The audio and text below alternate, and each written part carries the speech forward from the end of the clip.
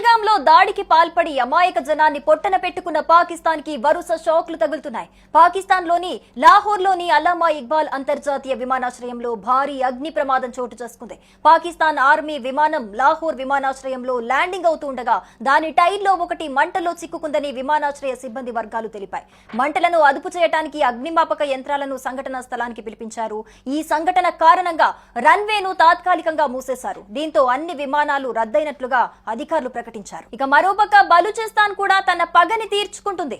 బలూచిస్తాన్ లో శుక్రవారం జరిగిన భారీ పేలుడులో 7 పాక్ సైనికులు హతమయ్యారు.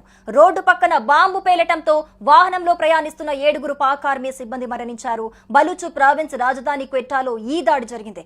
ఈ దాడికి పాల్పడింది తామే అని బలూచ్ లిబరేషన్ ఆర్మీ ప్రకటించింది. బలూచిస్తాన్ లో పరిణామాలు వేగంగా మారుతున్నాయి. బలూచ్ ప్రజలు ఇప్పటికే తమకు స్వాతంత్ర్యం కావాలని నినదిస్తూ పాక్ సైనికులు అధికారులే లక్ష్యంగా బిఎల్ఏ దాడులకు పాల్పడుతోంది. మరోపక్క స్వాతంత్ర్యం కోసం ఉద్యమిస్తున్న బలూచ్ ప్రజలను పాక్ ప్రభుత్వం క్రూరంగా హింసించటం, జైల్లో పెట్టడం, పాక్ ఆర్మీ కిడ్నాప్ చేస్తున్న ఘటనలకు వ్యతిరేకంగా బలూచిస్తాన్ వ్యాప్తంగా బీవైసీ శుక్రవారం భారీ నిరసనలకు పిలుపునిచ్చింది. ఈ క్రమంలో తూర్బాట్, పంజ్గూర్, నోకుండి, దర్బందీన్, యాక్మచ్, చార్సర్, మషేల్ట్, ఓర్మాగే, చాగి, అమీనాబాద్, కరక్, కరాచీ, ఉతల్, గదాని, నుష్మి, కల్లాట్, మస్తుంగ్ వంటి వివిధ నగరాల్లో నిరసనలు జరిగాయి. ఇక యుద్ధానికి భారత్ సన్నద్ధమవుతుంటే పాక్ మాత్రం వెనుకడుగు వేస్తున్నట్టుగా కనిపిస్తోంది. అవును, భారత్ దెబ్బకి పాకిస్తాన్ దిగొచ్చింది.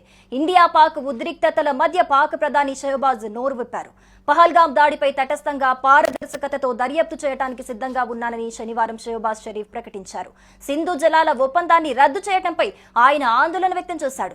పాకిస్తాన్ కు వచ్చే సింధు నీటిని తగ్గించొద్దని కోరాడు. తటస్థమైన పారదర్శకమైన ఏ దర్యాప్తుకైనా పాకిస్తాన్ పాల్గొనడానికి సిద్ధంగా ఉందని పాక్ ప్రధాని చెప్పుకొచ్చాడు.